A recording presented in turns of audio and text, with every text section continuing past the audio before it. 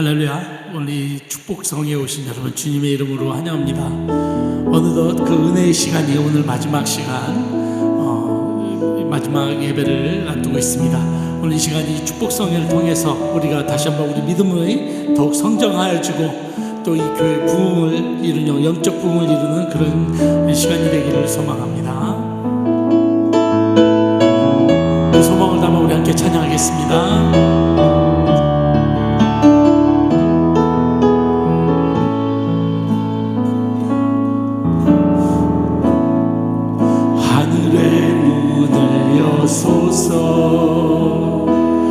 이곳을 주목하소서. 주를 향한 노래가 꺼지지 않으니 하늘을 열고 보소서. 이곳에 임재하소서. 주님을 기다립니다. 기도의 향기가 하늘에 닿으니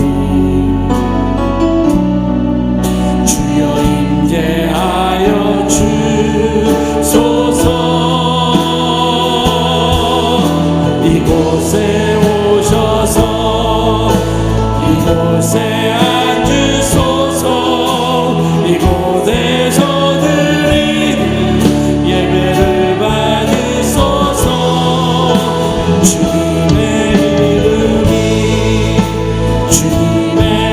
이름만이 오직 주의 이름만 이곳에 있습니다.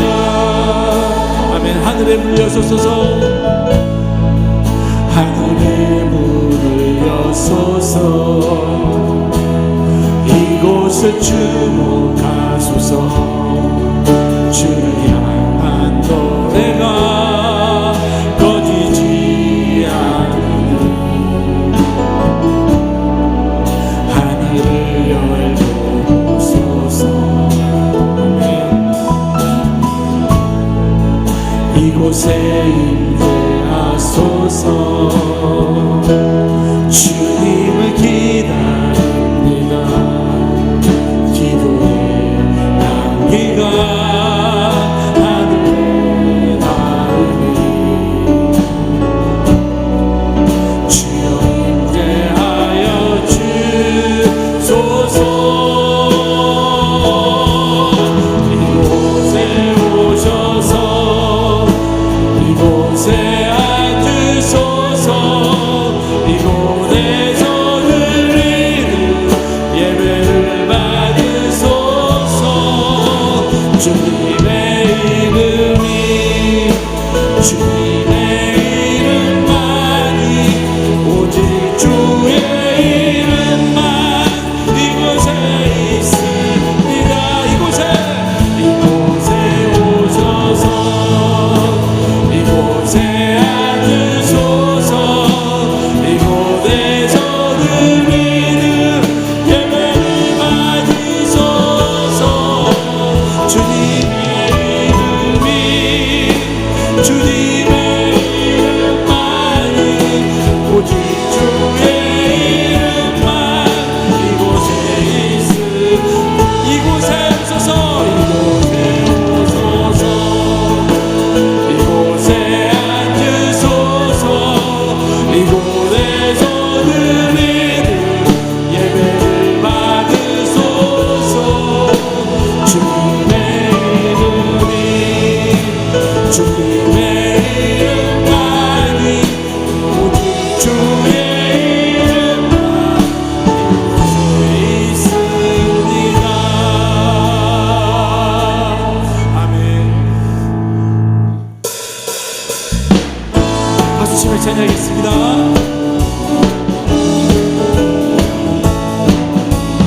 하늘만이 보이시니 주 앞에 빨리 나갑시다. 우리를 찾는 구주 예수 곧 오라 하시네. 죄악 벗은 우리 영혼은 기뻐 뛰며 주를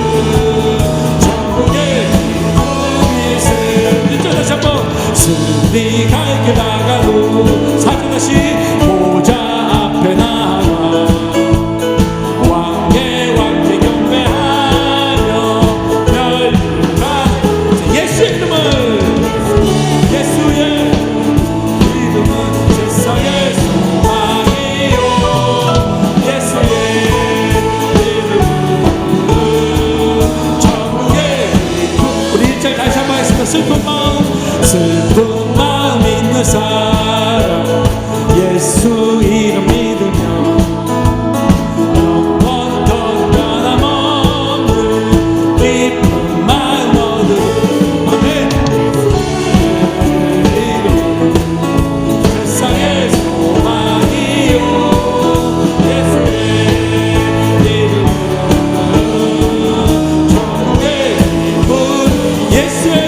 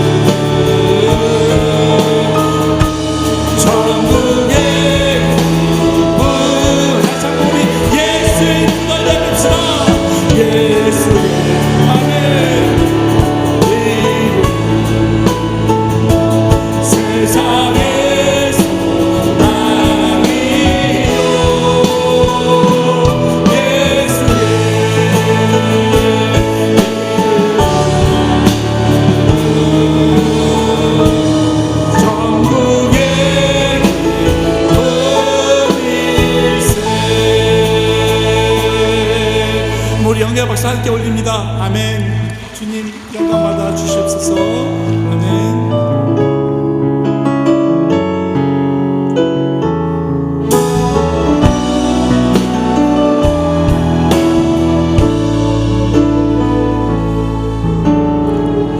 이 땅의 황무함을 보소서. 하늘의 하나님 긍휼을 베푸시는 주여 우리의 죄악 용서하소서. 이 땅 고쳐 주소서. 이제 우리 모두 하나 되어 이 땅에 무너진 기초를 다시 쌓을 때 우리의 우산들을 태우시기 성령의 불 임하소서. 부흥의 불길 타오르게 하소서. 주님의 말씀 이 땅 새롭게 하소서. 은혜의 강물 부르게 하소서. 성령의 바람 이제 불어와.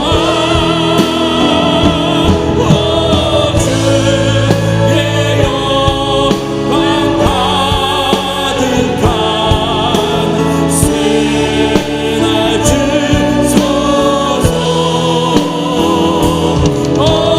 주님 나라 이 땅에 임하소서. 아멘. 우리 다같이 이 땅의 항구함을 보소서. 이 땅의 항구함을 보소서. 하늘의 하나님 긍휼을 베푸시는 주여 우리의 죄악 용서하소서. 이 땅 고쳐 주소서.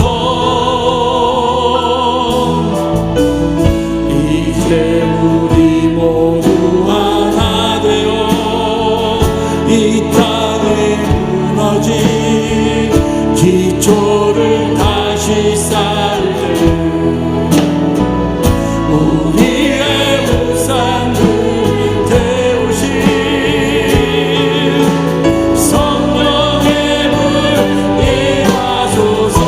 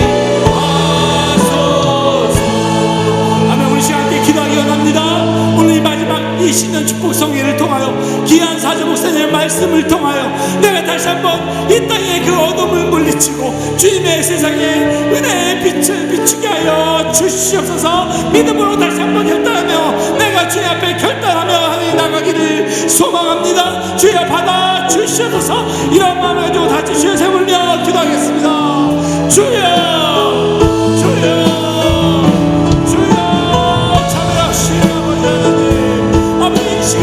아버지, 우리가 믿음으로 결단하며 나가기를 소망합니다.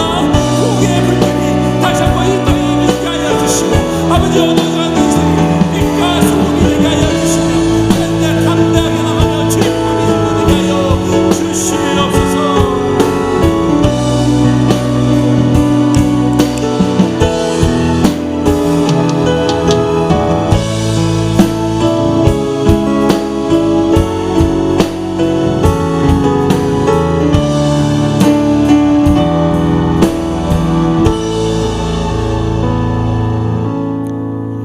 저희 인생의 창조자가 되게 하시며 모든 날의 주관자이신 하나님, 새해를 허락하시고 주님 사랑하시는 중경총회장 이명석 목사님을 모시고 신년 축복 성회를 허락하신 주님께 진심으로 감사를 드립니다.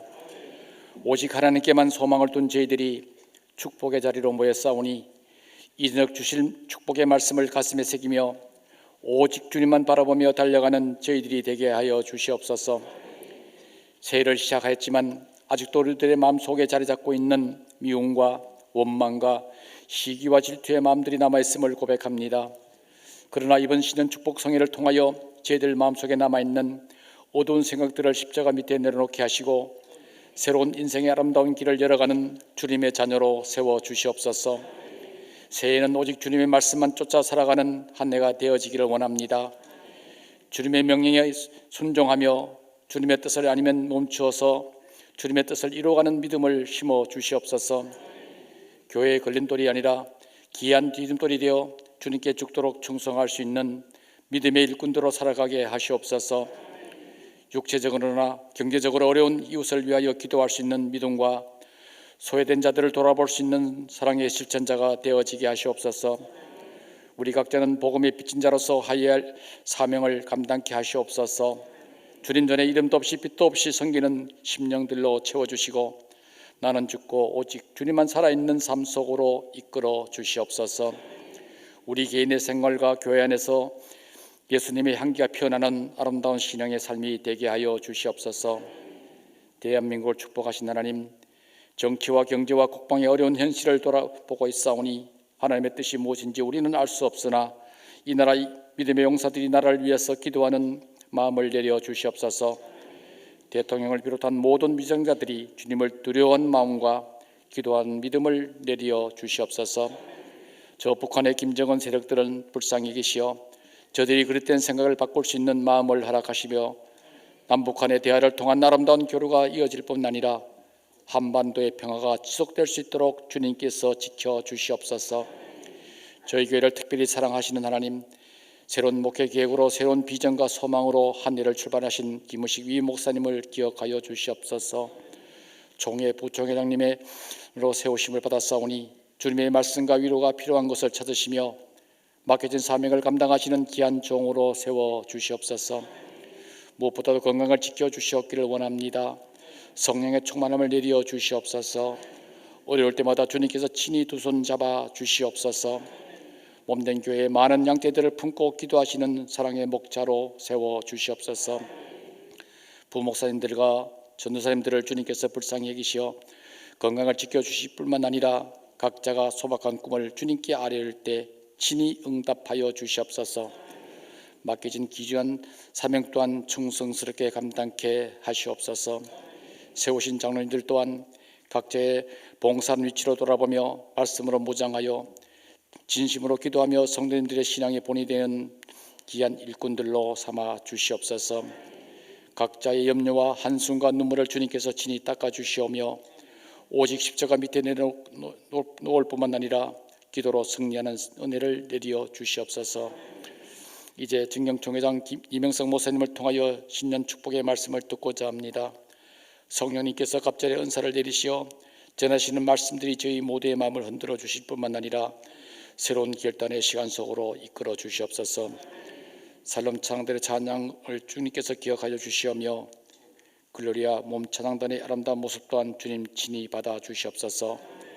정성을 다해 드려지는 아가페 찬양대의 찬양을 주님 홀로 영광 받으시며 우리 모두를 은혜 속에 이끌어 주시옵소서. 이 밤도 하나님께서 우리 모두에게 내려주실 은혜의 말씀을 기대하며 큰 은혜를 내려주실 예수 그리스도 이름으로 기도드리옵나이다. 아멘.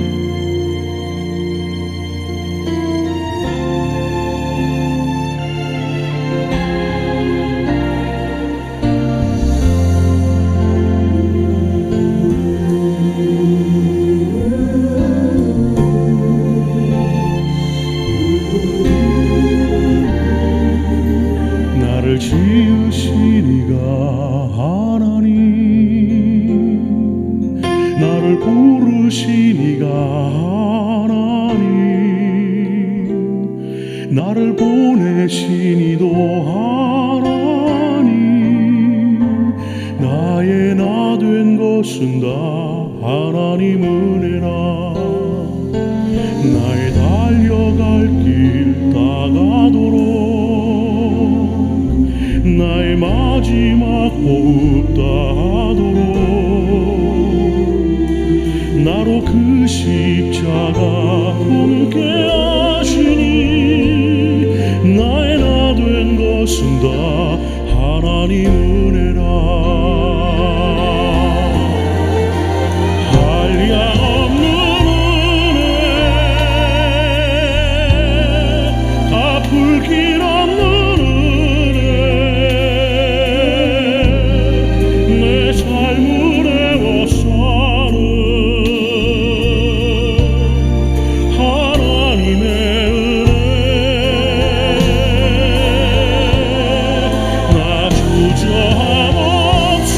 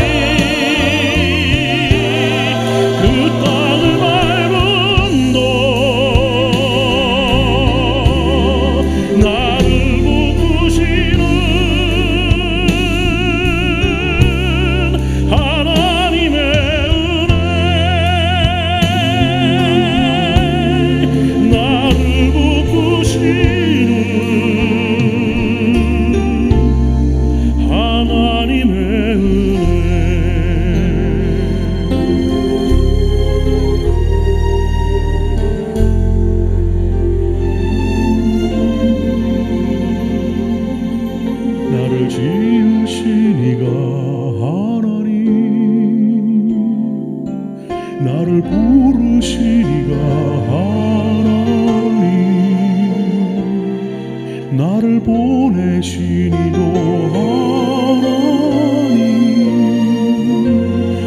나의 나 된 것은 다 하나님 은혜라.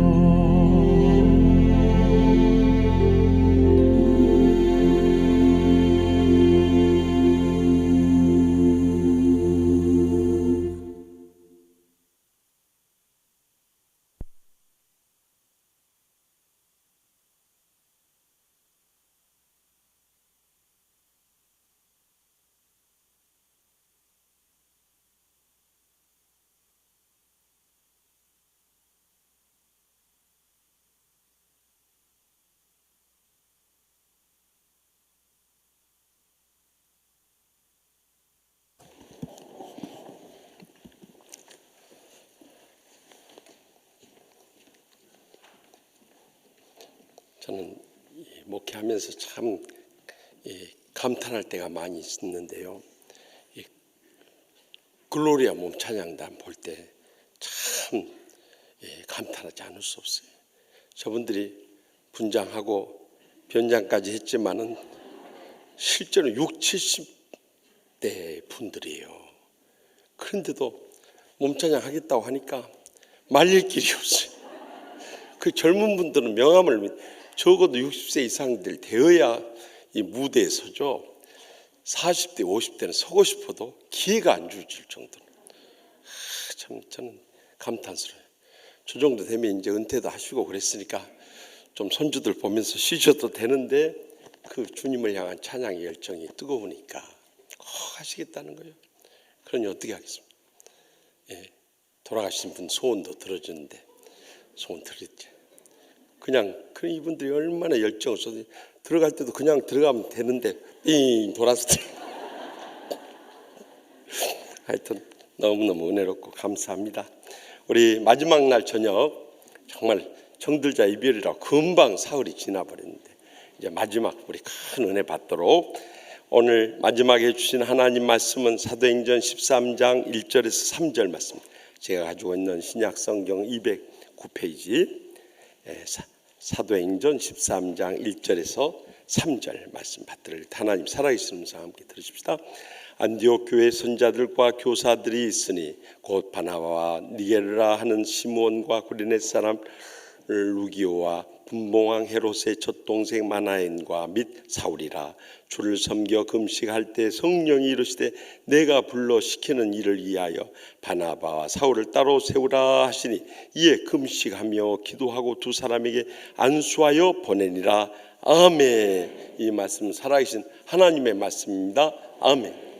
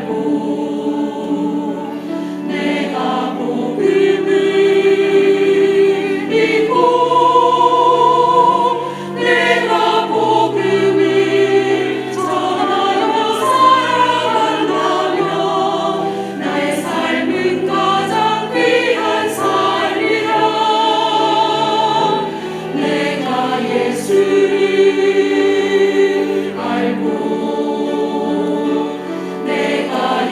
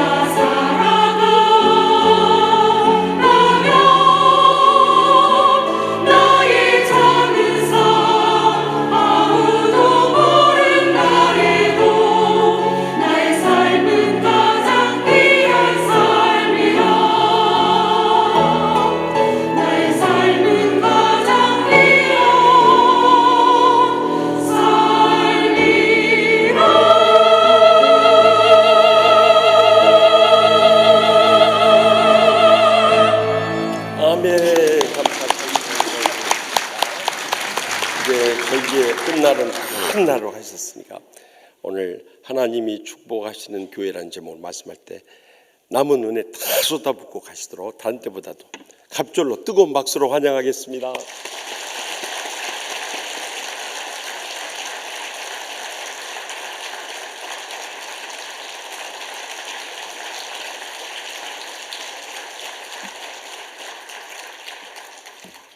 박수를 길게 쳐주셔서 감사합니다.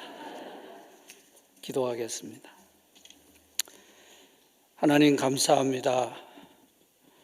교회를 사랑하시고 또 교회를 축복하시고 교회를 통해서 하나님의 거룩한 사명을 이루어 나가게 도우시는 우리 하나님, 하나님이 이미 복 주시고 은혜 주신 치유하는 교회 신년 축복 성회를 허락하시고 시간 하나님 말씀을 허락해 주신 것을 감사합니다. 어느덧 마지막 시간이 되었습니다. 이 시간도 우리의 마음을 열어주시고 영적인 귀를 열어주시옵소서. 들려지는 말씀을 하나님의 말씀으로 받게 하여 주시고 그 말씀이 우리의 삶에 큰 힘이 되고 능력이 되게 하여 주시옵소서. 하나님, 오늘 이 저녁에도 하나님 앞에 감사하는 마음으로 은혜를 사모하며 또 받은 은혜를 감사하며 하나님 앞에 예물을 드린 우리 성도님들 하나님께서 기억하여 주시옵소서.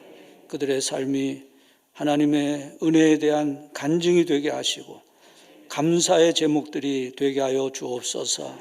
그 가정의 간절한 기도가 하나님 앞에 다 상달되어서 2023년 한 해를 살아가는 동안 늘 믿음으로 승리하며 하나님의 영광을 드러내는 삶이 되게 하여 주옵소서. 이 시간도 부족한 종을 가리워 주시고 성령으로 붙들어 주셔서 하나님의 말씀을 잘 전할 수 있도록 도와주옵소서. 우리 주 예수 그리스도 이름으로 기도드리옵나이다. 아멘. 할렐루야. 하나님께 감사와 영광 올려드립니다. 여러분의 교회에 이렇게 와서 신년 축복 성의 말씀을 전하는 기회를 주시고 하나님의 약속의 말씀을 붙들고 기도함으로 이 한 해를 시작할 수 있는 그런 시간을 허락해 주신 하나님께 감사드리고 또 우리 김 목사님과 당회와 여러분들에게 감사드립니다. 제가 며칠 동안 있으면서 여러분이 교회를 섬기는 모습을 보면서 참 제 마음에 큰 기쁨이 있었습니다. 우리 장로님들 기도하시는 그 기도들이 얼마나 참 은혜로우면서도 세련된지 모르겠어요. 또 찬양단이나 또 찬양대나 뭐 몸찬양이나 뭐 난타나 하여간 이렇게 찬양으로 또 영광 돌려드리는 분들, 제가 가만 보니까 치유하는 교회는 균형이 잘 맞아요. 연세가 많은 분들도 계시고 또 젊은이들도 있고, 그래서 참 하나님께서 이미 복 주신 교회다, 그런 생각을 하게 됩니다. 첫날에도 좀 그런 얘기 있었지만은, 제가 19년 동안 섬긴 평촌교회와 치유하는 교회가 규모가 비슷합니다. 예산이나 이런 것이 비슷해요. 그래서 제가 조금 또 총회를 제가 좀 알기 때문에, 아마 치유하는 교회는 제가 생각할 때 우리 교단에서 한 25번째 안에 드는 교회가 아닐까 생각을 해요. 여러분 생각해 보세요. 우리 교단에 9,400 몇십 교회가 있으면 거의 만교회 아닙니까? 만교회에서 25번째면은 1000교회라고 생각하면 두 번째, 세 번째 교회인 거예요. 하나님이 물론 사이즈가 다는 아니지만 하나님께서 이미 치유하는 교회를 이렇게 많이 축복해 주신 줄 믿습니다. 그래서 오늘 저녁에 하나님이 축복하시는 교회라 하는 제목으로 말씀을 드리는데, 이미 하나님께서 축복하신 교회이지만 하나님께서 더 축복하셔서 특별히 우리 교단과 한국교회를 위한 귀한 사명을 감당하는 그런 치유하는 교회가 될 수 있기를 바랍니다. 제가 총회장으로 일을 해보니까요, 저희 교회 기도 제목이 바뀌어요. 전에는 우리 교회를 위해서 기도하고 우리 교회를 중심으로 생각했는데, 이제 기도의 폭이 넓어지더라고요. 한국 교회를 위해서 기도하고 또 우리 교단에 속한 많은 교회들을 위해서 기도하는, 여러분들도 기도의 폭이 더 넓어지시기를 바랍니다. 그래서 하나님께서 정말 오늘 우리가 생각하는 안디옥 교회처럼 하나님께서 사용하시는 교회, 하나님이 축복하시는 교회가 되시기를 주님의 이름으로 축복합니다. 한국의 남자들이 군대에 가면 논산훈련소로 많이 가죠. 그런데 장교들이나 특수부대원들이 받는 훈련 가운데 공수훈련이라는 것이 있습니다. 공수훈련은 낙하산에서 뛰어내리는 훈련입니다. 그 공수훈련을 받을 때에 조교가 묻습니다. 죽을 준비 됐습니까? 됐습니다. 애인이 있습니까? 있습니다. 애인의 이름을 부르며 뛰어내린다. 실시 하면 순자야 하면서 뛰어내립니다. 왜 그렇게 하는지는 잘 모르겠어요. 그러나 혹시 내가 뛰어내리다가 죽더라도 당신을 사랑하고 죽는다, 그런 의미가 있는 것 같아요.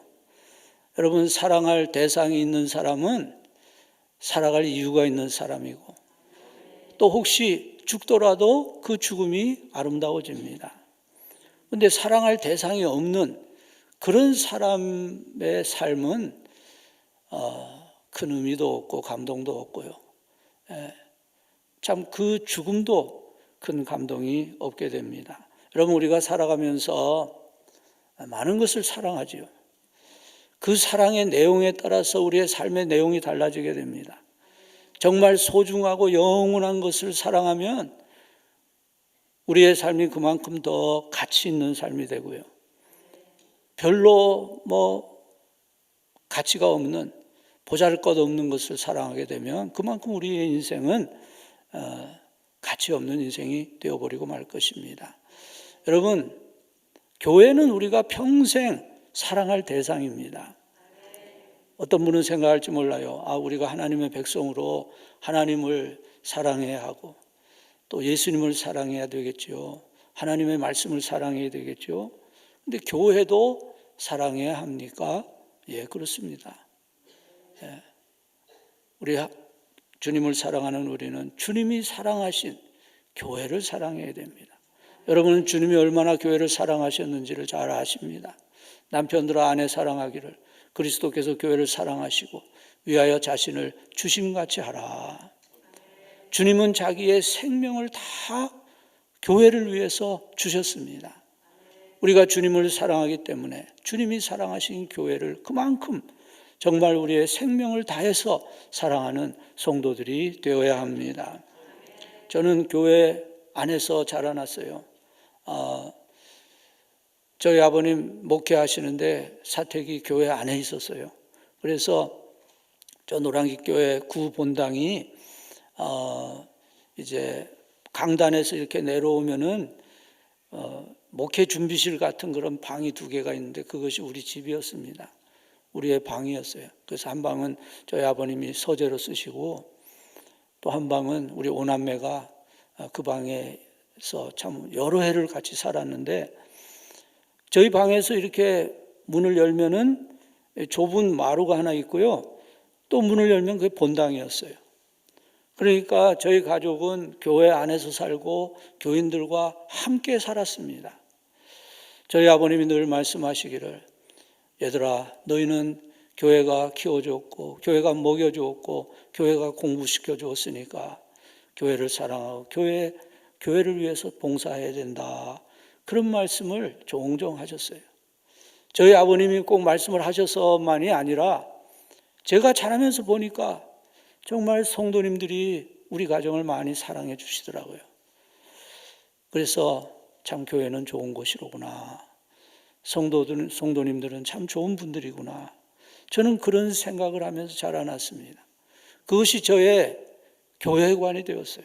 누가 뭐래도 저는 교회를 사랑하고 성도들을 사랑하는 그런 목회자가 되었습니다. 교회를 사랑한다는 것은 성도들을 사랑한다는 뜻입니다. 여러분 교회가 이 건물이 교회가 아니라 성도들이 교회이잖아요.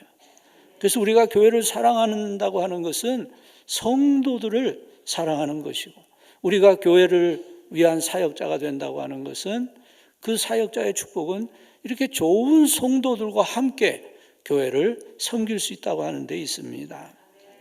여러분 한번 여러분 옆에 앉은 분들을 한번 쳐다보시죠. 어떤 분이 앉아 계신가 한번 보십시오. 네. 얼마나 참 귀한 분들입니까? 얼마나 좋은 분들입니까? 얼마나 아름답고 얼마나 멋진 분들입니까? 교회를 사랑하고 교회를 위해서 정말 시간과 물질을 다 바쳐서 헌신하는 그런 귀한 성도들과 우리가 함께 교회를 섬기고 있습니다. 어떤 때는 참 어려운 일을 만나기도 하지만 기도하면서 그 어려움을 이겨나는 모습을 보면서 우리가 또 위로를 받게 됩니다. 여러분 옆에 계신 분하고 한번 이렇게 한번 말씀해 보실까요? 예쁜 것이 죄라면 당신은 무기징역감입니다. 자, 한번 말씀해 보세요.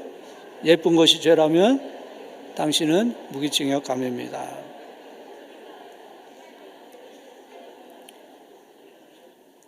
이 자리에 오신 분들은 다 여러분의 교회를 사랑하고 또 여러분의 교회를 위해서 헌신적으로 섬기시는 그런 분들인 줄로 믿습니다. 앞으로도 지휘하는 교회를 계속해서 변함없이 사랑하는 여러분들의 그 사랑과 기도와 헌신을 통해서 지휘하는 교회가 하나님의 은혜가 넘치는 축복받는 교회가 되시기를 주님의 이름으로 축복합니다. 지난 며칠간 예루살렘 교회의 영적 부흥에 대해서 생각했습니다. 예루살렘 교회는 120명의 성도들이 모여서 하나님 앞에 오로지 기도하며 합심해서 기도할 때 성령님이 강림하셔서 핍박 가운데서도 놀랍게 성장하는 교회가 되었습니다. 예루살렘 교회는 참 위대한 교회이었습니다. 세상을 바꾸어 놓는 그런 교회이었습니다. 그런데 예루살렘 교회에도 문제가 있었습니다. 그것은 예루살렘 교회는 유대인들로만 구성된 교회이고 유대주의적인 전통을 고수하는 교회였습니다. 예루살렘 교회 성도들은 복음을 예루살렘 밖으로 전도하는 일에는 관심이 없었습니다. 그래서 하나님은 예루살렘 교회에 큰 박해가 일어나게 하셔서 사도회의 모든 성도들이 다 예루살렘 밖으로 흩어지게 하셨습니다. 그래서 그 흩어진 성도들 중에 일부가 안디옥이라고 하는 곳에 가서 교회를 세우게 됩니다. 근데 그 안디옥이라고 하는 도시는 그 당시 그 로마 제국에서 세 번째로 큰 도시입니다. 로마가 제일 큰 도시이고요. 그 다음에 알렉산드리아, 그 다음에 세 번째가 안디옥입니다. 안디옥은 동서의 무역로가 닿아 있는 교통의 요지였고, 거기에는 로마 사람들과 헬라 사람들이 섞여서 살고 있었습니다. 그러니까 안디옥 교회는 이방인들을 위한 최초로 세워진 교회가 안디옥 교회이었습니다. 그리고 안디옥 교회는 주님의 지상 사명을 감당하는 그런 일을 위해 세워진 교회였습니다. 여러분, 어떻게 안디옥 교회가 예루살렘 교회도 하지 못한 주님의 지상 사명을 성취하는 그런 일을 할 수가 있었겠습니까? 안디옥 교회가 그렇게 위대한 교회가 된 것은 우연한 일이 아니라 안디옥 교회는 주님의 지상 사명을 성취할 수 있는 좋은 조건을 갖춘 교회이었습니다. 첫째로 안디옥 교회가 하나님이 축복하시는 교회가 된 것은 안디옥 교회는 훌륭한 지도자들이 있었다고 하는 것입니다. 1절 말씀, 오늘 본문 1절 말씀 우리 함께 같이 읽어보십니다. 시작. 안디옥 교회에 선지자들과 교사들이 있으니 곧 바나바와 니게르라 하는 시몬과 구레네 사람 루기오와 분봉왕 헤롯의 젖동생 마나엔과 및 사울이라. 아멘. 안디옥 교회는 훌륭한 지도자들이 있었고 그것이 안디옥 교회가 받은 축복이었습니다. 그 지도자들의 이름을 보면 먼저 위임 목사인, 담임 목사인 바나바가 있었습니다. 사도행전 11장 24절에 보면 바나바는 착한 사람이요 성령과 믿음이 충만한 자라고 했습니다. 여러분, 천성이 착해도 믿음과 성령이 미흡하면 주님의 일꾼으로 부족합니다. 적합하지 않습니다. 또 믿음과 성령이 충만해도 천성이 착하지 않으면 교회 일꾼으로는 적합하지 않습니다. 그런데 바나바는 이 두 가지를 겸한 분이었고 특별히 교회를 비박했던 사울을 잘 양육해서 기독교 역사상 가장 위대한 사도 바울이 될 수 있게 해주었기 때문에 교회사에 큰 업적을 남겼습니다. 제가 우리 김 목사님과 2년간 총회를 같이 했는데요. 제가 부총회장일 때 서기로 일하시는 거 보니 너무 잘하셔요. 그래서 제가 총회장 될 때 1년을 한 번 더 우리 같이 일합시다 해서 2년을 같이 일했습니다. 제가 김 목사님을 보니까 정말 양면을 겸한 분이에요. 주님을 사랑하고 성도들을 사랑하는 뜨거운 마음이 있을 뿐 아니라 어떻게 목회를 해야 하는지, 어떻게 총회를 총회를 해야 하는지를 잘 알고 있을 뿐 아니라 또 그것을 잘 실행하는 그런 능력이 있는 목사님이에요. 그래서 오늘의 치유하는 교회가 있겠죠. 여러분이 우리 김 목사님 위해서 기도를 많이 해주시기 바랍니다. 특별히 건강을 위해서 기도를 많이 해주시기 바랍니다. 이 총회장의 일을 해보니까요, 정말 바빠요. 총회장은 전국적으로 다녀야 되고 또 신경 써야 될 일이 정말 많습니다. 큰일 작은 일 많은 일을 해야 되는데 그러기 위해서는 건강해야 되고 육신적으로도 건강해야 되고 영적으로도 건강해야 됩니다. 정말 얼마나 중요한, 지금 우리 한국교회는 너무나 중요한 그런 시점에 있어요. 그래서 한국교회를 살리는 그런 영적 지도자로서의 사명을 잘 감당할 수 있도록 여러분이 기도로서 우리 김 목사님을 적극적으로 도와주시기를 바랍니다. 안디옥 교회는 담임 목사인 바나바가 있었고 바나바 다음으로는 니게르라는 시몬이 있었습니다. 니게르란 말은 니그로, 흑인이라는 말이거든요. 그래서 많은 분들은 생각합니다. 이 흑인, 이 시몬은 아마 예수님의 십자가를 대신 졌던 구레네 사람 시몬이 아닐까, 그런 추측을 하는 분들도 있습니다.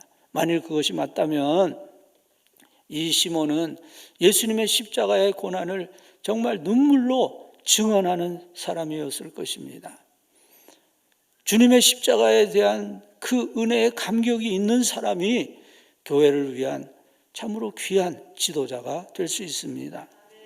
그리고 구레네 사람 루기오는 아마 시몬이 자기 고향에 갔을 때 전도한 사람으로 전도의 중요성을 잘 알고 있는 사람이었을 것입니다. 또 분봉한 헤롯의 젖동생 마나엔이 있었습니다. 그는 헤롯과 어린 시절에 함께 자라난 귀족 출신의 그리스도인이었습니다. 그리고 거기에 사울이 있었습니다. 사울은 교회 역사상 최고의 지도자 사도 바울이 되었습니다. 이 사울은 부끄러운 과거를 가진 사람도 그리스도 안에서 새로운 피조물이 될 수 있고 가장 위대한 하나님의 종이 될 수 있다는 것을 보여주는 인물이었습니다. 그러니까 안디옥 교회는 다양한 사람들이 모인 교회였습니다. 신앙적으로 이렇게 다양한 사람들이 모였지만 신앙적으로 한 마음이 되어 있는 교회였습니다. 거기에는 지역 감정이 없고 민족 장벽이 없었고 계급 간의 갈등이나 자리 다툼이 없었습니다. 본토 출신이나 섬 사람들이 한 마음이 되고 유대인과 헬라인들이 한 마음이 되고 귀족 출신과 평민 출신이 모두 한 마음이 되어 있는 교회였습니다. 여러분, 교회는 마음을 하나로 모으기만 하면 반드시 하나님이 함께 하시고 성장하는 교회가 될 수 있습니다. 싸우는 교회는요, 세교가 오지 않아요. 편안한 교회에 세교들이 모여듭니다. 하나님은 사랑으로 하나 된 교회를 좋아하시고 그런 교회를 축복해 주십니다.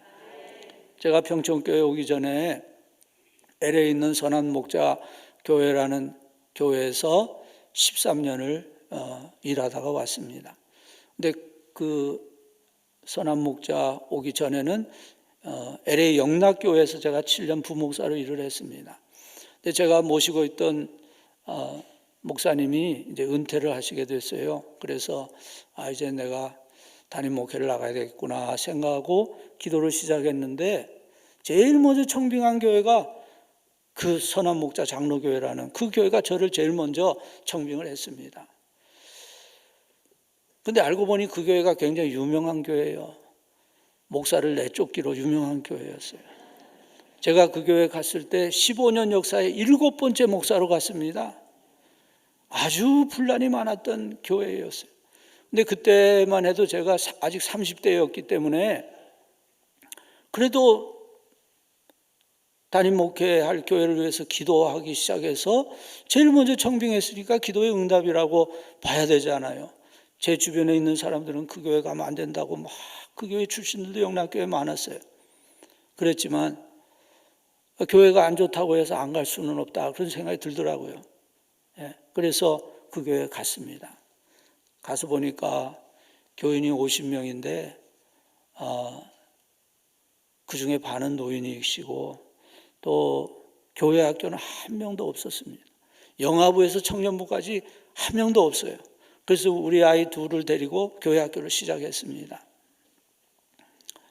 그런데 시간이 흐를수록 또 하나님이 은혜를 주셔서 교회 분위기가 조금씩 좋아지면서 또 새로운 분들도 조금 모여들고 교회가 조금씩 활력을 가지게 되었습니다.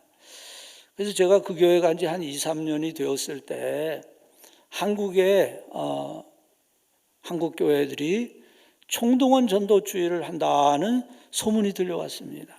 그런 기독교 신문 이런 데 그런 기사가 실렸습니다. 큰 교회, 아주 대형 교회는 수만 명이 모여서 예배를 드렸다. 그런 기사를 보았습니다. 그래서 제가 우리 당회와 의논을 해서 우리 교회도 한번 총동원 주의를 한번 해보십시다. 그렇게 이제 결정을 하고 교회에 발표를 했습니다. 그래서 총동원 주의를 위해서 이제 제가 매주일 전도에 대해서 설교를 하고 전도를 강조하면서 총동원 전도주의를 준비하게 되었습니다. 그래서 뭐 여러 가지 했어요. 뭐 기도회도 모이고 전도 간증도 듣고 뭐 여러 가지 이 총동원 전도를 위해서 준비하는데, 그때 교회 뒤에다가 큰 도표를 하나 붙여놓았어요. 그래서 밑에는 담임 목사에서부터 시작해서 장로님들, 뭐 권사님들 쭉 교인 이름을 적었습니다. 뭐 다 합쳐서 80명이니까 적고, 그 다음에는 이제 교인들에게 다 작정을 시켰어요. 총동원 전도주일에 몇 명을 데리고 올 것인가. 제가 몇 번 설교를 하고 다 작정을 했어요. 그 작정한 숫자를 이제 파란 막대로 다 이렇게 표시를 했습니다. 그리고 실제로 이제 오겠다고 하는 사람이 생기면 그 담당 권사님한테 얘기하게 해서 빨간 막대를 또 이제 붙인 겁니다. 그래서 성도들이 다 그 막대를 보면서 준비를 하는데, 그때 총동원 전도주일 출석 목표가 200명이었어요. 200명. 뭐 200명은 작은 것 같지만은 이민교회는요, 그 한국 사람 만나기가 쉽지가 않습니다. 여러분 뭐 요즘 전도가 어렵다 하지만 나가면 다 한국말 하는 사람들이잖아요, 여기는. 근데 그 교회는 한인타운에 있는 교회도 아니고 한국 사람 만나는 것 자체가 힘들어요. 그리고 그 교회는 그런 행사를 해본 일이 없는 교회예요. 그래서 200명을 이제 오게 하려면 교인이 80명이니까 120명을 데리고 와야 되잖아요. 그러면 교인당 1.5명을 다 데리고 와야 되는 거예요. 그래서 제가 주일마다 강조를 합니다. 여러분, 우리는 이제 전도해야 됩니다. 전도할 수 있습니다. 하면서 이렇게 총동원 전도주일을 준비하는데, 총동원 주일을 한 달쯤 앞두고 이제 간증하는 분을 모셨습니다. 이민교회는 다 점심을 먹거든요. 그날은 점심 먹기 전에 예배를 조금 빨리 끝내고 한 30분 이제 전도 간증을 들은 겁니다. 근데 그분이 안수 집사님인데, LA 한인 침례교회라고 한인타운에 있는 큰 교회가 있어요. 그 교회 안수 집사님인데 전도 왕이라고 하는 그 기사를 제가 보았습니다. 그래서 제가 그 교회에 연락을 해서 그 집사님 연락번호 좀 알려주세요 해서 그 집사님 왔어요. 그러니까 침례교회 안수 집사님이니까 우리로 말하면 장로님인 셈이죠. 근데 그분이 와서 얘기하는 걸 들어보니까 그분이 금방을 하는 분이에요. LA 한인타운에서 금방을 하는 분인데, 그분이 기도하는 가운데 우리 교회 총동원 주일에 내 재산의 11조를 바쳐야 되겠다, 그런 감동을 받았다는 거예요. 그렇게 작정을 했다는 겁니다. 수입의 11조가 아니라 재산의 11조니까 그래서 상당한 액수일 거 아니에요. 금방하는 사람이니까. 그래서 이분이 14K 그 금목걸이를 많이 만들었어요. 그래가지고 이 한인타운을 다니면서 길에서 만나는 사람, 식당에서 만나는 사람, 다방에서 만나는 사람마다 그 금목걸이를 보여주면서, 선생님, 제가 여기 요 한인타운에 있는 여기 LA 침례교회 다니는데요, 어느 날 와서 주일날 와서 예배 1시간만 봐주면 제가 이 금목걸이 드리겠습니다. 오시겠습니까? 그러니까 오겠다는 사람이 그렇게 많더래요. 아니 가서 1시간 뭐 그냥 앉아 있으면 금목걸이가 하나 생기는데 이게 보통 일이에요. 그래서 오겠다는 사람이 1,500명이 넘고 실제로 온 사람이 1,200명이 넘게 왔다는 거예요. 그래서 이제 목걸이는 이제 예배 끝나고 다 드리겠습니다. 그래서 주소를 다 적고 전화번호 다 적어서 그렇게 해서 1,200명이 넘게 왔다는 그런 간증을 그분이 하더니, 제가 맨 앞에 이렇게 앉아있는데 저를 보고 물어요. 목사님, 이 교회는 총동원 전도주일 출석 목표가 몇 명입니까? 이렇게 물어보는 거예요. 근데 제가 차마 200명이라고 말을 못하겠더라고요. 그분 혼자서 1,500명 작정을 시켰다는데, 그래서 제가 우물우물하니까 다른 분이 200명이라고 얘기를 했어요. 그랬더니요, 이분이 그냥 얼굴빛이 싹 달라지면서, 아니 200명이 뭡니까? 올리세요. 그 말에 참 권위가 있었어요. 그래서 올렸습니다. 300명으로 올렸어요. 300명을 이제 데리고 오려면 우리 교회 80명 교인이 몇 명씩을 데리고 와야 되는 거예요. 이게 쉬운 목표가 아닌 거예요. 그래서 저는 주일마다 우리 전도할 수 있습니다. 전도해야 됩니다. 전도를 막 강조하면서도 제 속으로는 우리 교인들이 잘 못할 텐데, 전도 체질이 아닌데, 그런 걱정을 했고요. 또 우리 교인들은 또 저를 걱정했대요. 우리 목사님 실망하실 텐데 어떡하냐. 그러면서 서로 이제 말은 하지 않지만 걱정하면서 총동원 전도주일이 된 겁니다. 그래서 1부 예배는 8시 반, 2부 예배는 10시, 그 다음에는 또 대만교회가 예배를 보거든요. 8시 반에 나가보니까 뭐 새로운 사람 한 사람도 없죠. 뭐 원래 1부 예배는 그저 교사 선생님들을 위해서 드리는 예배고, 예배 인원도 얼마 안 되니까 기도도 하기 어렵죠. 이제 10시가 다가오는데 우리 교회 권사님들, 집사님들 다 한복을 입고 사랑합니다, 환영합니다, 띠를 띠고, 뭐 한국어하고 똑같이 했어요. 거기도 기독교 서점이 있어서 그런 게 다 있습니다. 그래서 이 큰 길에서부터 교회까지 줄을 딱 서서 이제 기다리고 있어요. 예배 시간 한 5분 전쯤 되는데 제가 궁금해가지고, 그래서 뭐 사람이 오나, 그래서 문을 좀 빠끔 열고 보니까요, 사람들이 많이 오고 있더라고요. 그래 다행이구나. 그래서 사람이 오긴 오는구나. 그리고 제가 10시에 딱 나가 보니까요, 예배당이 그냥 그득이 차 있어요. 여러분, 그날 몇 명이 왔냐 하면 정확하게 300명이 왔어요.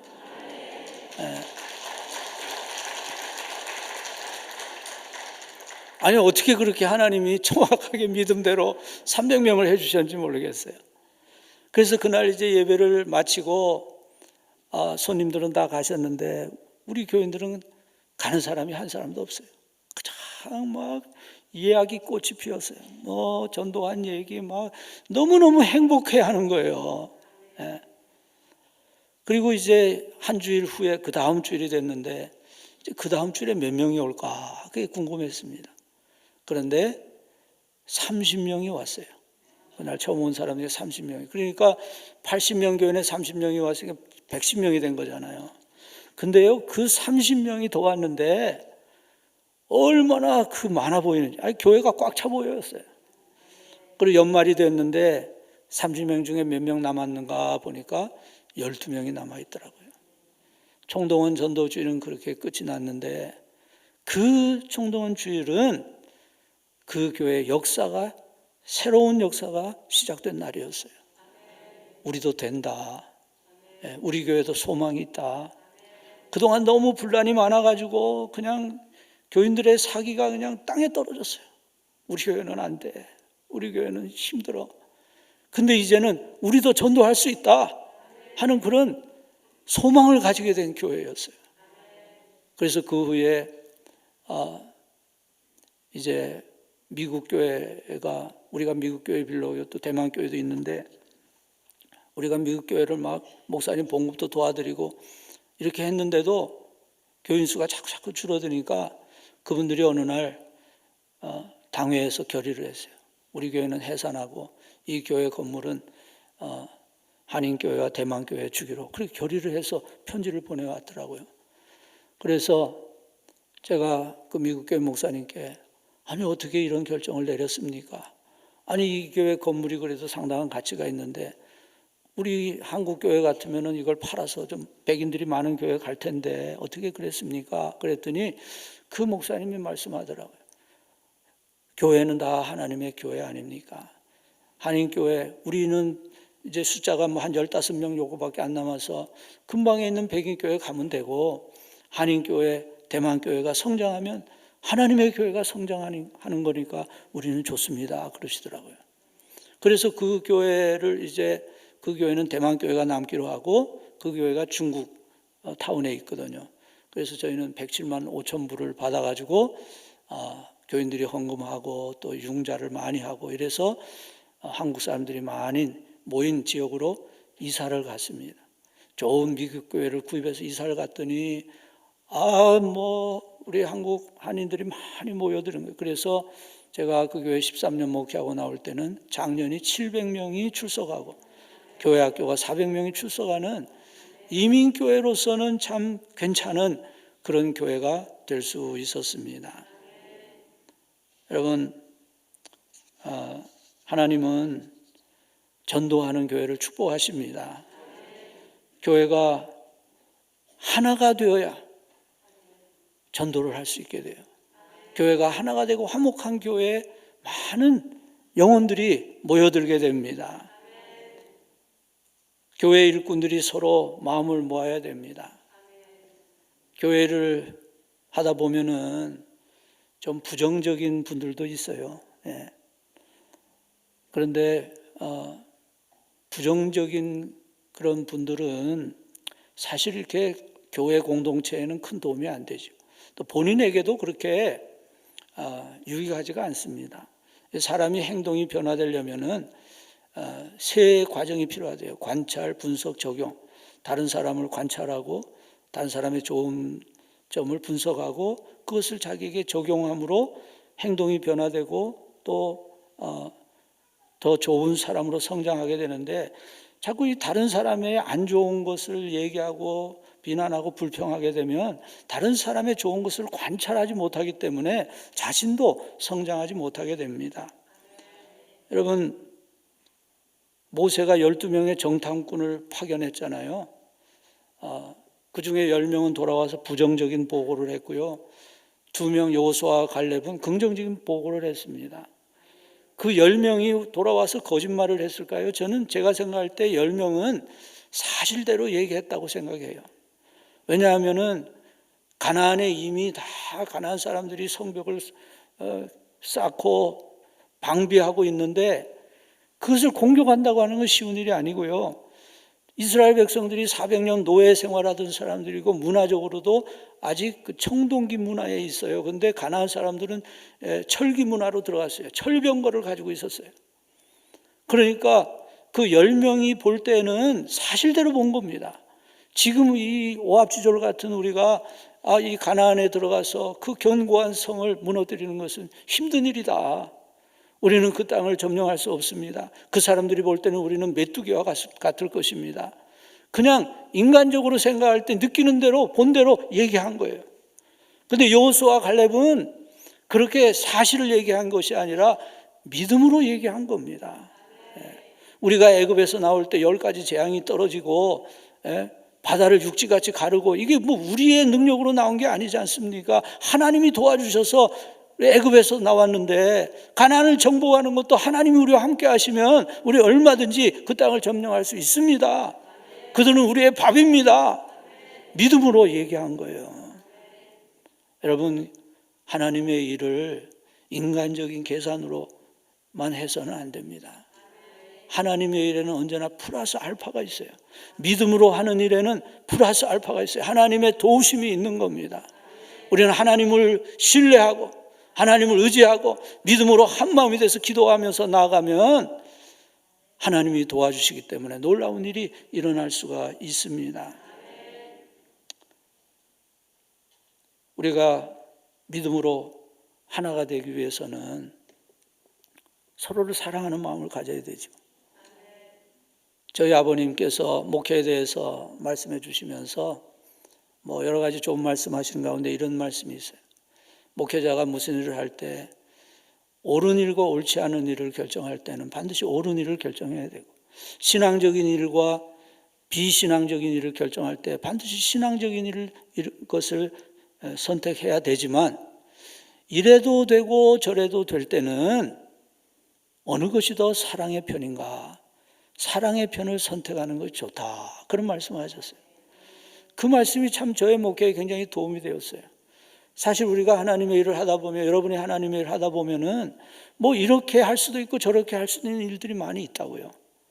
그럴 때마다 우리는 어떤 것이 더 사랑의 편인가, 우리가 교회 일을 할 때 참 온유한 마음, 겸손한 마음, 그리고 내가 먼저 양보하고 희생하는 마음, 그런 마음으로 일을 하면 그 공동체가, 그 신앙 공동체가 화목하게 되고 하나가 되게 되고 은혜스러운 교회가 되는 겁니다. 그런 은혜스러운 교회에 많은 영혼들이 모여와서 성장하게 되고 하나님께 크게 쓰임을 받는 교회가 될 수 있습니다. 안디옥 교회는 훌륭한 지도자들이 있었고 그들이 한 마음이 되었기 때문에 세계 선교의 사명을 감당한 위대한 교회가 될 수 있었습니다.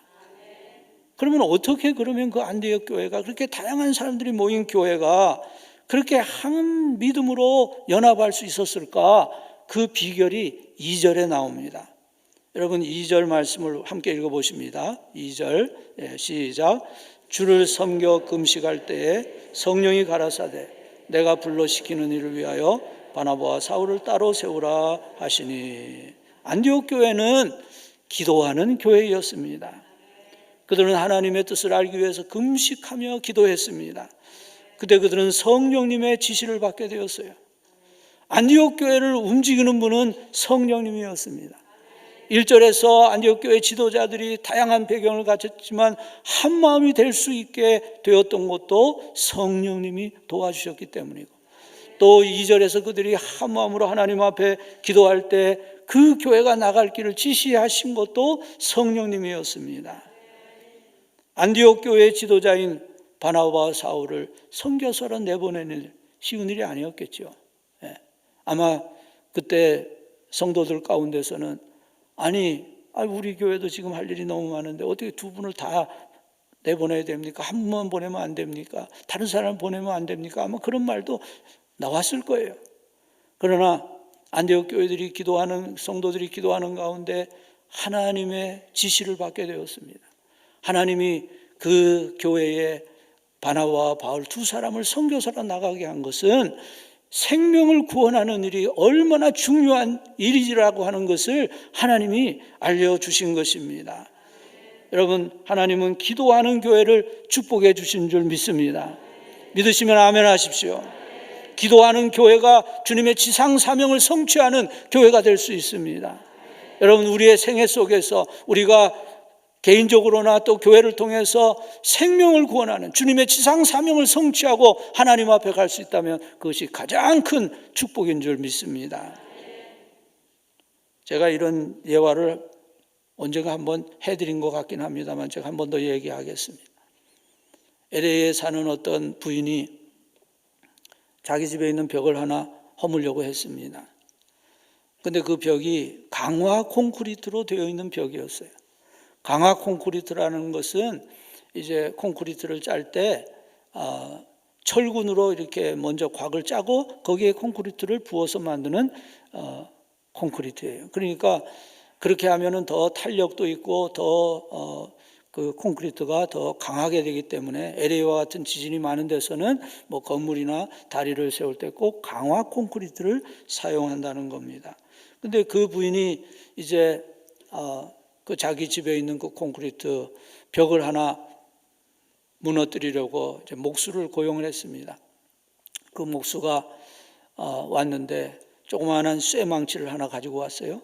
그래서 그 목수가 그 벽을 그 망치로 땅 하고 때렸습니다. 근데 그 벽이 뭐 그대로 있죠. 아무 변화도 없습니다. 또 두 번째 또 꽝 하고 때렸습니다. 여전히 뭐 아무 변화가 없습니다. 이 목수가 계속해서 때리는데도 뭐 5번, 6번 때리는데 전혀 변화가 없어요. 그러니까 그것을 지켜보던 이 부인이 그 목수에게 좀 망치가 좀 더 큰 거로 해야 되지 않나요? 그랬더니 그럴 필요 없습니다. 그 목수가 이렇게 얘기를 해서 그냥 참고 지켜보고 있었습니다. 그 남자가 계속해서 벽을 쳤습니다. 그런데 39번째 벽을 쳤을 때 금이 갔어요. 40번째 벽을 쳤을 때 구멍이 틈이 벌어지면서 콘크리트가 떨어져 내리기 시작했습니다. 여러분, 오늘 성도들에게 기도가 그런 망치와 같습니다. 성경 기도는 반드시 응답된다고 말씀합니다. 모든 성도에게 기도 응답의 약속이 주어졌습니다. 이 약속은 하나님이 주신 약속입니다.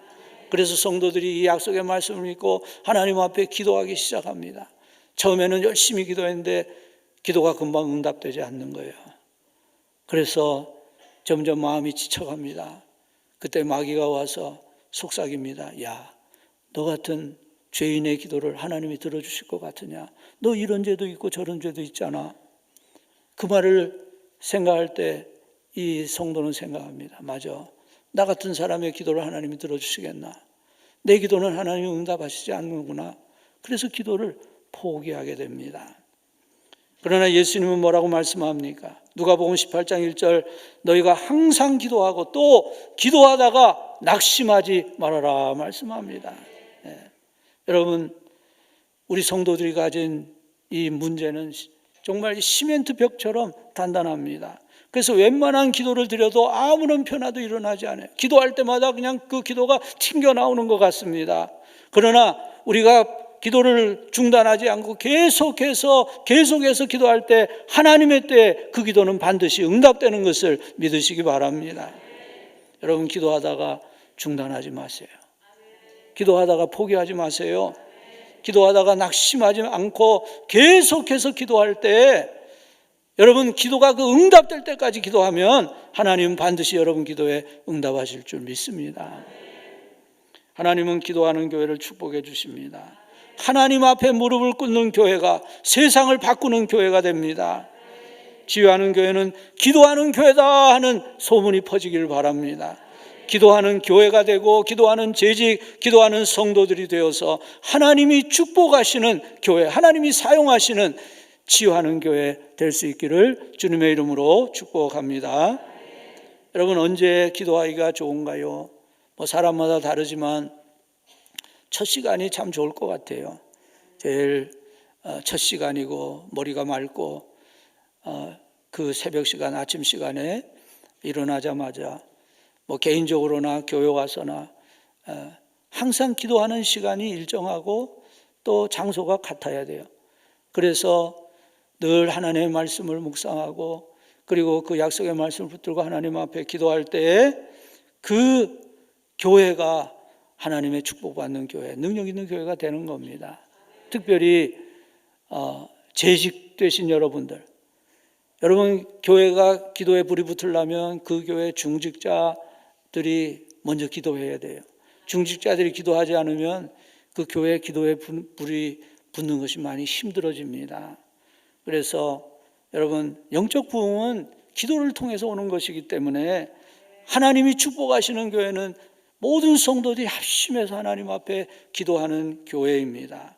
여러분, 기도에는 애누리가 없습니다. 제가 목회하면서 경험한 거예요. 기도에는 애누리가 없어요. 만일 모든 성도들이 합심해서 기도하기만 하면 하나님이 반드시 은혜를 주시고 또 귀하게 사용하실 줄로 믿습니다. 세 번째로 안디옥 교회가 주님의 쓰임을 받게 된 것은 주님의 말씀에 순종했기 때문입니다. 3절 말씀 우리 함께 읽어보십니다. 시작. 이에 금식하며 기도하고 두 사람에게 안수하여 보내니라. 안디옥 교회는 순종했습니다. 성령님께서 지시하시는 대로 교회의 두 기둥인 바나바와 사울을 선교사로 내보냈습니다. 여러분, 안디옥 교회가 자기 교회도 정말 그런 분들이 필요하지만 그 일을 한 것은 보다 더 큰 그림을 보았기 때문입니다. 하나님께서 전도의 문을 열어주시는 것을 보았습니다. 하나님께서 이방인의 구원을 위해서 수많은 이방인들을 구원하시기 위해서 바나바와 사울을 보내라 말씀하실 때 그들은 그 성령님의 지시에 순종했습니다. 여러분, 교회가 왜 존재합니까? 하나님은 영원한 하나님이시지만 우리 인간의 역사는 시작이 있고 끝이 있습니다. 창세기 1장에서 하나님이 천지를 창조하셨죠.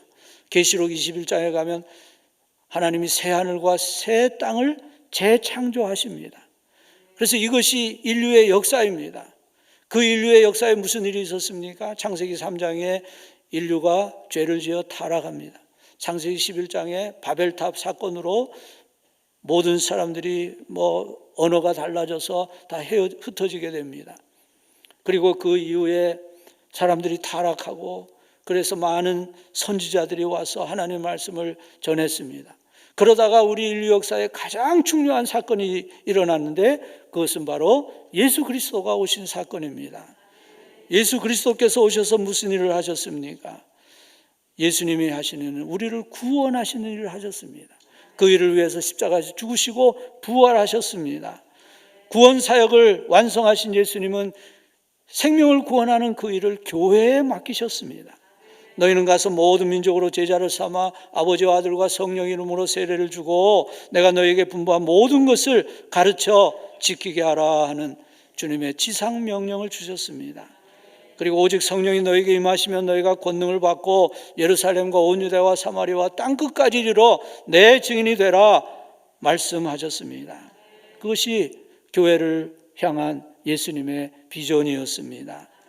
보잘것없는 소수의 제자들을 앞에 놓으시고 그 제자들이 온 세상으로 나가서 온 세상 백성을 구원하는 그런 비전을 예수님은 보여주셨습니다.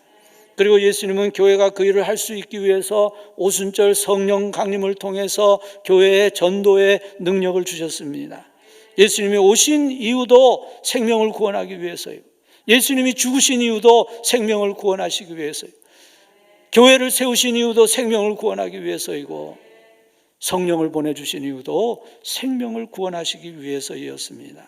그러니까 교회가 존재하는 목적은 영혼을 구원하기 위해서 교회가 있는 겁니다. 교회가 왜 전도해야 합니까? 교회가 왜 부흥해야 됩니까? 그렇게 말하는 사람이 있다면 그건 하나님의 마음을 모르는 사람이에요. 십자가에서 죽으신 예수님의 마음을 모르는 사람입니다. 지금은 이른 양 찾기 운동을 해야 할 때라고 저는 생각을 해요. 이제 내일 김 목사님과 제가 우리 총회에서 이른 양 찾기 운동 목회자 세미나를 하는데 교회에 지금 믿다가 낙심한 사람들을 이제 우리가 다 인도하기를 원하잖아요. 이른 양을 찾기를 원하잖아요. 근데 그 일이 그렇게 쉬운 일이 아닙니다. 그것이 너무나 어려운 일입니다. 금방 될 것 같지만 사실 될 수 있는 일이 그렇게 쉽지 않은 일입니다. 전에는 목사님들이 그런 말씀을 하셨어요. 믿다가 낙심한 사람을 다시 교회에 나오게 하는 것은 너무 어렵기 때문에 차라리 안 믿는 사람을 전도하는 게 낫다. 그렇게 말씀하실 때도 있었습니다. 전 자라면서 그런 이야기 많이 들었어요. 뭐 그것도 일리가 없는 건 아니지만 지금 교회 성전 예배 안 나오는 분들 가운데는 뭐 교회에 대해서 어떤 무슨 실망했기 때문이라기보다는 이 온라인 예배를 너무 오래 보다 보니까요. 그게 너무 편하거든요.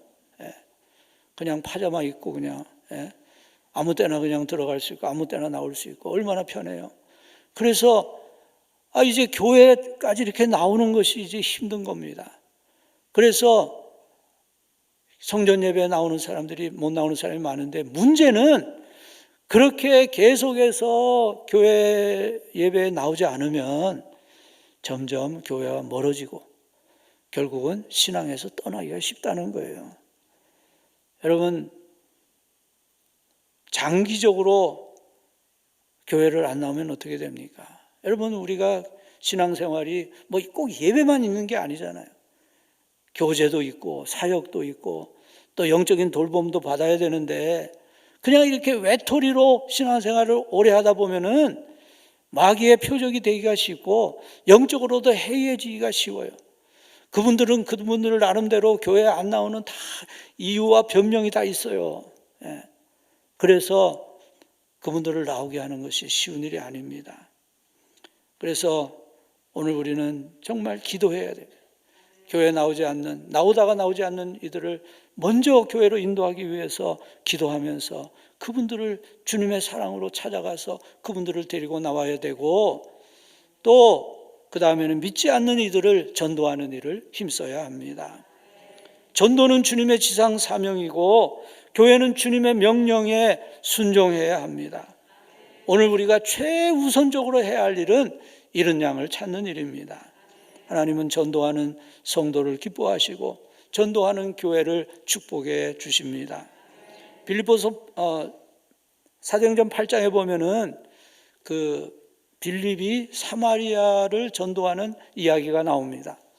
사도행전 7장에 스데반 집사님이 순교하고 이제 교회에 큰 박해가 일어나서 사도 외에는 모든 성도들이 다 유대 지방 사마리아 지방으로 다 이제 흩어졌는데, 그때 이 빌립 집사님이 사마리아로 가서 전도를 했습니다. 사실 빌립 집사님은 뭐 그렇게 뭐 신학교를 나온 사람이 아니고 뭐 안수받은 설교자가 아니지만 그가 자기가 할 수 있는 일을 했어요. 그래서 사마리아 성에 가서 그리스도를 전할 때 더러운 귀신들이 나가고 중풍병자와 또 못 걷는 사람들이 낫는 그런 역사가 일어났습니다. 그래서 빌립 집사는 그저 자기가 아는 대로 예수님을 전하고 복음을 전했더니 사마리아 성에 큰 부흥이 일어났습니다. 그래서 예루살렘과 온 유대와 사마리아 땅끝까지 내증이 되라 하는 그 중간에 아주 중요한 고리가 사마리아이잖아요. 그 사마리아 전도가 빌립 집사님에 의해서 이루어지게 되었습니다. 그런데 빌립이 사마리아에 가서 열심히 전도를 하고 있는데 어느 날 하나님의 천사가 나타나서 빌립에게 말합니다. 너는 일어나서 남쪽으로 향하여 저 예루살렘에서 가사로 가는 길로 내려가라. 그런 말씀을 하시는 거예요. 여러분, 빌립 집사님이 이 말씀을 들을 때 좀 혼란이 왔을 거예요. 이게 정말 하나님의 말씀인가? 이게 정말 하나님의 뜻인가? 그런 생각이 들었을 것 같아요. 여러분이 이스라엘의 지도 지리를 좀 아신다면 이해하실 거예요. 왜냐하면 사마리아는 이스라엘의 북쪽 지방에 있습니다. 그러니까 빌립 집사님 지금 예루살렘에 있다가 북쪽으로 올라가서 사마리아 사역을 하고 있는 거예요. 그런데 예루살렘에서 저 가사로 가는 길로 내려가라 했는데, 가사는요 이스라엘의 제일 남쪽 해변가가 가사예요. 제일 끝입니다.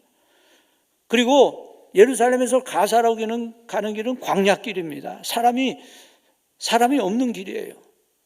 그러니까 지금 사마리아에서 지금 전도가 막 일어나고 있는데, 갑자기 뭐 자세히 얘기도 안 하시고 그냥 너는 저 예루살렘 저 가사로 가는 길로 가라. 왜 가야 하는지, 정확하게 어디로 가야 하는지, 언제 가야 되는지 그런 말씀도 없이 그냥 가라고 말씀하는 거예요.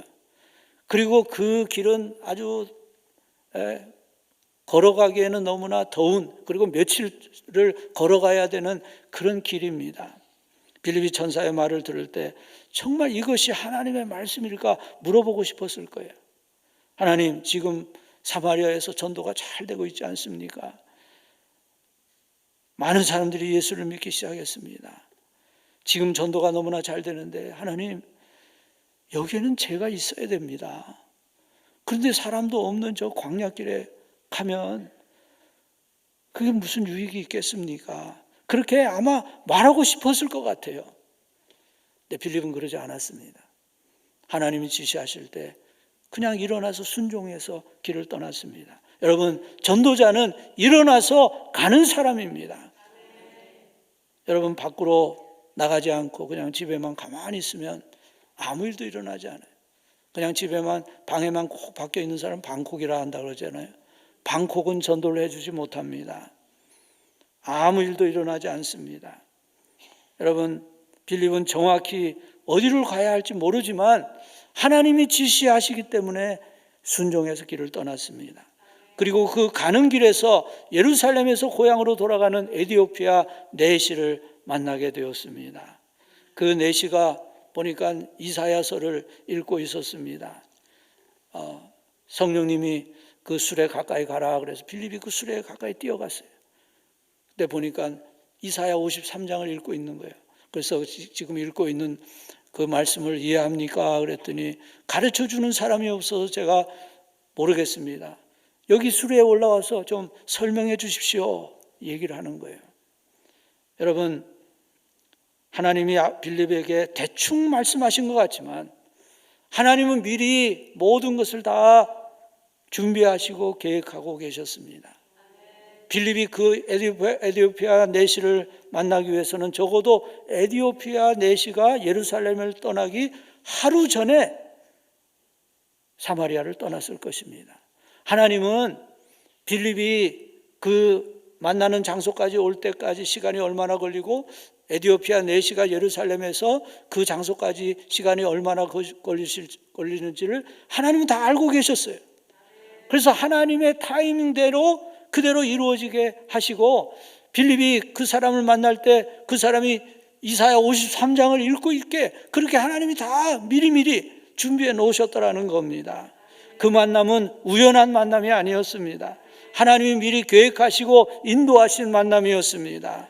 여러분은 하나님이 여러분의 삶을 인도하신다는 사실을 믿으십니까? 하나님이 항상 우리보다 앞서 가시면서 우리가 갈 길을 예비하신다는 사실을 믿으십니까? 우리가 섬기는 하나님은 정확하신 하나님이십니다. 하나님이 우리에게 말씀하실 때 우리가 할 일은 순종하는 거예요. 하나님의 말씀대로 순종하고 성령님의 지시대로 그대로 순종하면 하나님이 계획하신 놀라운 하나님이 일어나게 되는 겁니다. 빌립은 이사야 53장에서 말씀하신 그 고난의 종 메시아에 대해서 설명했습니다. 빌립은 그에게 예수님을 소개했습니다.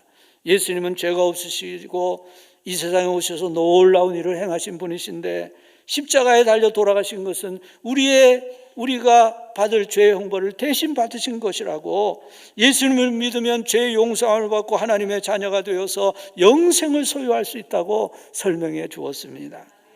빌립은 그에게 복음을 전해 주었습니다. 복음이 무엇입니까? 복된 소식입니다. 우리는 죄인이기 때문에 영원히 멸망할 수밖에 없지만, 죄 없으신 예수님이 오셔서 우리를 위해서 죽으시고 우리 대신 형벌을 받으셨기 때문에 우리가 예수님을 믿기만 하면 죄 용서함을 받고 영생을 얻게 된다. 그것이 복음입니다. 여러분, 우리는 믿지 않는 사람들에게 복음을 전해 주어야 합니다.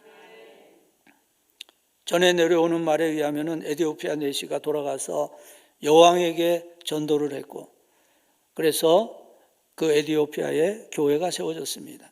그래서 그 후에 전도자들이 갔을 때는 이미 교회가 세워져서 아주 교회가 왕성하게 세워져 있었습니다. 여러분, 우리에게 주어진 기회, 우리에게 주어진 시간은 사실 얼마 되지 않습니다. 이때 우리가 해야 할 일은 잃은 양을 찾는 일이고 전도하는 일입니다. 잃은 양을 위해서 기도하고 잃은 양을 찾아보고, 또 우리가 주님의 사랑을 가지고 그들을 찾아가서 만나고 주님의 사랑으로 그 사람을 위해 기도하면서 전도하는 일을 위해 힘쓸 때 하나님이 기뻐하시는 성도, 우리가 한 영혼이라도 믿지 않는 분들을 전도해서 함께 천국에 가게 되면 주님이 우리에게 가장 큰 상급과 또 은혜를 허락해 주실 것입니다. 우리가 전도한 그 사람들이 우리의 면류관이 될 것입니다. 우리가 천국에 갔는데 내가 전도한 사람이 한 사람도 없다면 얼마나 정말 아쉽겠습니까? 한 사람이라도 내가 전도한 사람이 영생을 얻게 되었다고 하면 그분이 우리에게는 기쁨이 될 것이고 또 상급이 될 것입니다. 마지막으로 안디옥 교회는 구제하는 교회이었습니다. 사도행전 11장과 12장의 마지막에 보면은 예루살렘 교회가 큰 흉년이 들어서 이제 성도들의 삶이 너무나 힘들어졌을 때 안디옥 교회 성도들이 구제 헌금을 해서 그 헌금을 바나바와 사울이 그 예루살렘 교회에 전달하고 오는 것을 보게 됩니다. 초대교회 성도들은 어제 생각한 대로 정말 자기가 가진 것들을 다 함께 나누면서 서로 물건을 공동으로 소유하면서 그들이 가진 것들을 주님께 바치고 그것을 통해서 어려운 사람들을 도와주는 그런 사랑이 넘치는 그런 교회이었습니다. 바나바는 자기 밭을 팔아서 사도들의 발 앞에 놓았다 그랬어요. 자기 밭을 팔았다고 하는 것은 무엇을 의미합니까? 자기가 가진 그 재산이 내 것이 아니라 하나님의 것이고 그 재산이 내 미래를 보장해 주시는 것이 아니라 하나님이 내 미래에 필요한 것을 채워주실 것이라는 믿음이 있기 때문에 헌금을 할 수 있는 겁니다. 교회의 일은 드리면서 하는 봉사입니다. 내가 가진 재능, 시간, 물질을 다 드리면서도 주님을 위해서 일할 수 있다는 것이 너무나 기쁘고 감사해서 감격하면서 하는 봉사가 교회 봉사입니다. 그렇게 할 때 하나님이 우리의 삶에 필요한 것을 채워주실 것입니다. 헌금의 기준은 11조이지요. 말라기 3장 10절 만군의 여호와가 이르노라 너의 온전한 11조를 창고에 들여 나의 집에 양식 있게 하고 그것으로 나를 시험하여 내가 하늘 문을 열고 너희에게 복을 쌓을 것이 없도록 붙지 아니하나 보라. 요즘은 뭐 그렇게 말하는 사람들이 좀 많아지는 것 같아요. 11조는 구약에 이렇게 있는 거 아닙니까? 율법 시대에 말씀한 거 아닙니까? 지금 은혜 시대인데 11조를 꼭 해야 되나요?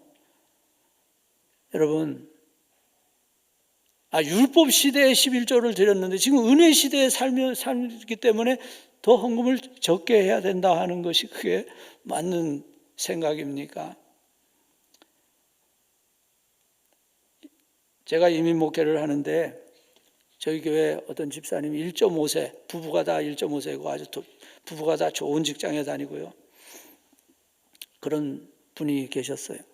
아주 굉장히 생활도 아주 여유가 있는 그런 가정입니다. 한번 그 집에서 이제 구역 예배가 있었는지 하여간 모임이 있어서 예배를 드렸는데 남편 집사님이 저에게 조용히 물어요. 목사님, 11조를 꼭 해야 되나요? 물어보더라고요. 그래서 제가 그 집사님께 되물었어요. 집사님, 노후 준비를 하고 계신가요? 제가 그렇게 물어본 것은 이 미국 직장은 그 연금을 미리 다 붓게 도와줍니다.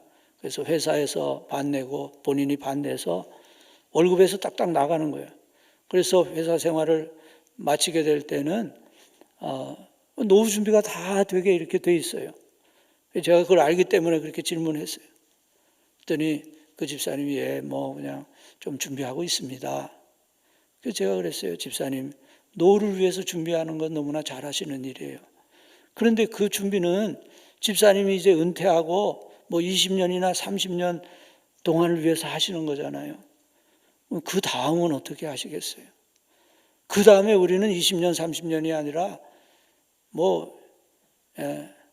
2000년, 3000년이 아니고 20억 년이 아니라 영원을 살아야 되는, 영원을 천국에서 이제 살게 되는데 20년, 30년은 잘 준비하면서 그 이후에 영생을 위해서는 아무 준비도 하지 않는다면 그게 얼마나 지혜가 없는 일일까요? 그리고 우리가 헌금하는 것은 다 하나님의 일을 위해 드려져서 교회의 참으로 귀한 사역을 위해서 사용되고 전도를 위해서, 봉사를 위해서, 또 어려운 사람들을 위해서 이렇게 사용되는 거잖아요. 어린 소자에게 냉수 한 그릇 줘도 결코 하늘에서 상을 잃지 않는다고 말씀했는데 냉수 한 그릇 이거 아무것도 아니에요. 근데 이 냉수 한 그릇 준 것이 영원을 통해서 상급으로 돌아온다고 생각해 보세요. 이게 얼마나 엄청난 투자입니까? 우리가 하나님을 위해서 드리는 것을 아깝게 생각할 필요가 없고요. 또 하나님을 위해서 드리는 것이 사실 가장 귀한 투자가 되는 거예요. 그게 정말 진정한 그런 영생을 위한 투자가 되는 겁니다. 하나님에게 드릴 것을 조금 아낀다고 해서 나에게 아무런 유익도 없고 그것은 엄청난 손해일 것입니다. 여러분, 세월은 빨리 지나갑니다. 우리의 남은 날은 그리 많지 않습니다. 그러므로 오늘 우리의 삶은 사명을 위한 삶이 되어야 합니다. 하나님께서 나를 이렇게 부르신 것은 하나님의 사명을 위해서 부르신 거예요. 여러 가지 사명이 있겠죠.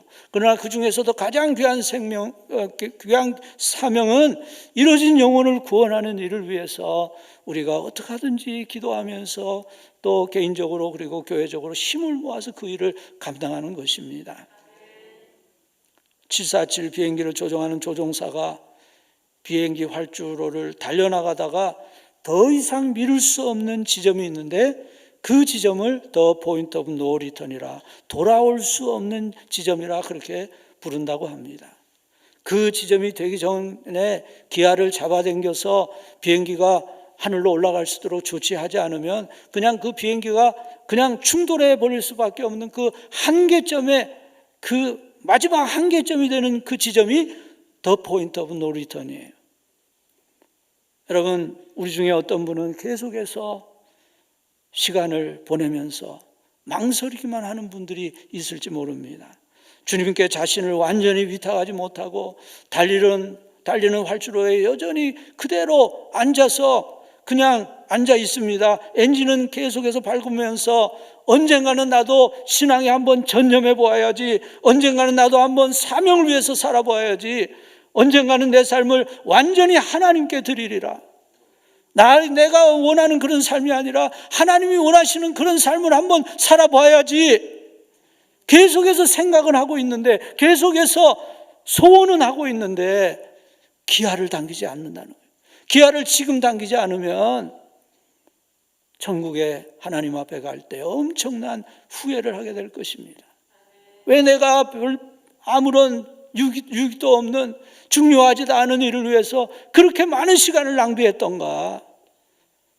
내가 왜 영혼을 위한 가장 소중한 그런 준비를 하지 못하고 육신의 일만을 위해서 그렇게 세월을 많이 허비했는가? 후회해도 그때는 늦을 것입니다. 우리는 지금 결심해야 됩니다. 이제부터는 사랑으로 화목한 삶을 살아가기로 결심해야 합니다. 이제는 정말 열심히 기도하는 삶을 살기로 결심해야 됩니다. 이제는 전도 생활을 하리라, 이제는 하나님께 내 삶을 드리리라 결심해야 합니다. 지금 결단하고 지금 결심하고 우리는 새 삶을 새롭게 시작해야 합니다. 여러분이 남은 인생을 주님께 헌신하면 언젠가는 결승점을 통과하게 될 것입니다. 그때 여러분 앞에는 영원한 즐거움이 기다리고 있을 것입니다. 하나님이 마련하신 영원한 천국의 상급이 주어지게 될 것입니다. 그 상급을 주시면서 하나님은 우리에게 말씀하실 것입니다. 착하고 충성된 종이로구나. 사랑하는 여러분이 그 시간까지 인내하면서 영적 생활에 힘쓰고 교회를 위해서, 사명을 위해서 최선을 다하는 신실한 성도님들이 다 되시기 바랍니다. 그리고 하나님의 은혜로 치유하는 교회가 사랑이 넘치는 교회, 기도하는 교회, 성령 충만한 교회, 영혼 구원의 사명을 감당하는 하나님이 축복하시는 교회가 되시기를 주님의 이름으로 축복합니다. 기도하겠습니다. 하나님 감사합니다. 치유하는 교회 신년 축복 성회를 허락하시고 부조한 종을 보내셔서 하나님의 말씀을 전하게 하셨습니다. 하나님 아버지, 사랑하는 우리 모든 성도들 2023년 한 해를 살아가는 동안 성령으로 충만하게 하여 주시옵소서. 사랑으로 충만한 삶을 살 수 있도록 하나님께서 우리 한 사람 한 사람을 성령으로 역사하여 주옵소서. 또한 우리가 섬기는 교회가 사랑으로 충만한 교회, 성령으로 충만한 교회가 되기를 소원합니다.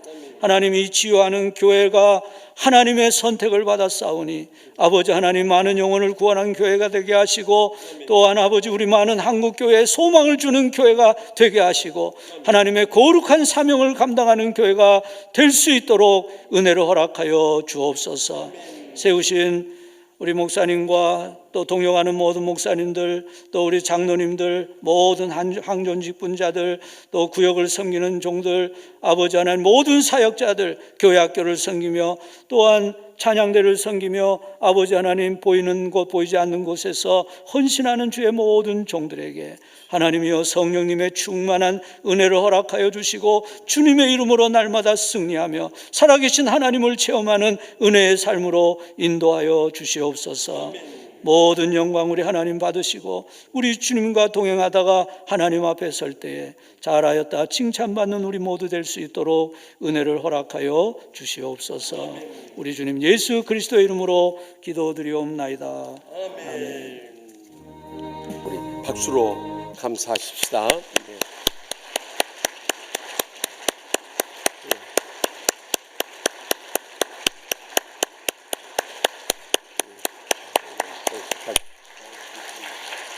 감사합니다. 네, 감사합니다.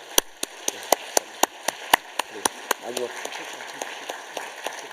저는 마지막 우리 축도 총회장님께서 해주시고 우리 이어서 잠깐 기도하다 가시고 우리 당의원들은 잠깐 내려가셔서 송별하는 시간 갖도록 하겠습니다. 기도하겠습니다.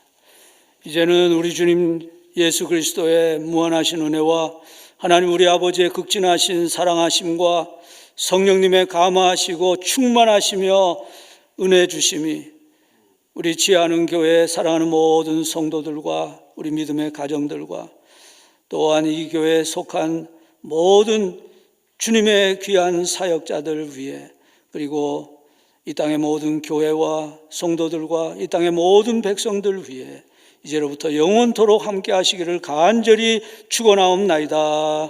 아멘.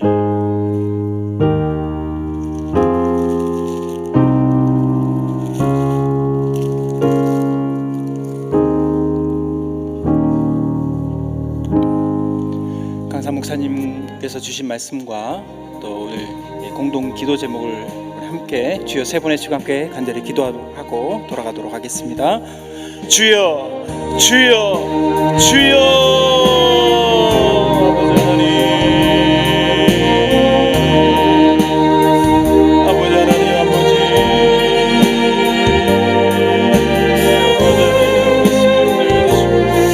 우리에게 주신 하나님의 은혜의